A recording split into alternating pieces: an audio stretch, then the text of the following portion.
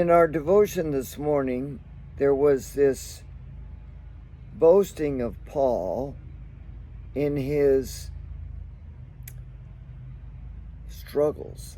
I mean, he's talking about he went without food, sleepless, hunger. He was 3 times he was beaten, stoned, 3 times shipwrecked.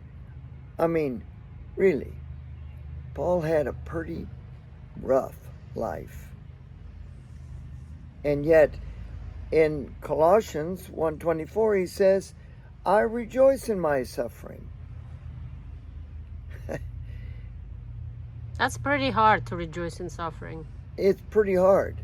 And yet the problem is we live in the flesh, right? We live in the flesh.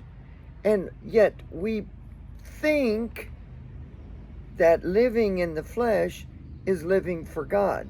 Well, living in the Spirit is living for God and having the Spirit control the flesh. I'm reminded of the mucho locos of people saying there's a religion that says, you know what, you die, you get 16 virgin women. You're a spirit at that point in time. Who cares about 16 virgin women? But we're using a fleshly desire to motivate for spiritual blessings. If you're dead, Paul says, you're with the Lord. Who wants to be with 16 virgin women when you can be with the Lord? You see the stupidity of humans that we're trying to make the flesh still the number one. It's not about the flesh. Well, do we all like creature comforts? Of course. Do we all like blessings? Yes. But if those blessings are the reason we serve Jesus, really, you're going to have a major disappointment. There are all these preachers now that said, hey, God's a God of abundance. You should expect billions.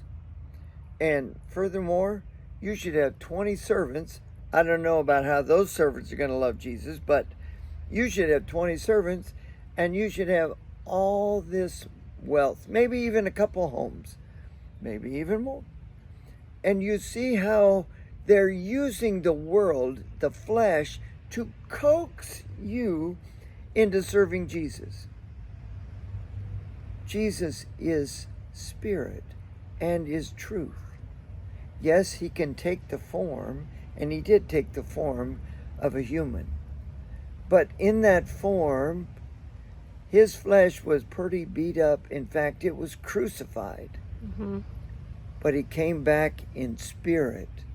And that spirit is what he promises to give you and I today. As you celebrate the day of worship in Jesus, think about how you can, in the Spirit, join in your Savior in a beautiful day to glorify our Father which is in heaven. Thank you, and have a blessed day.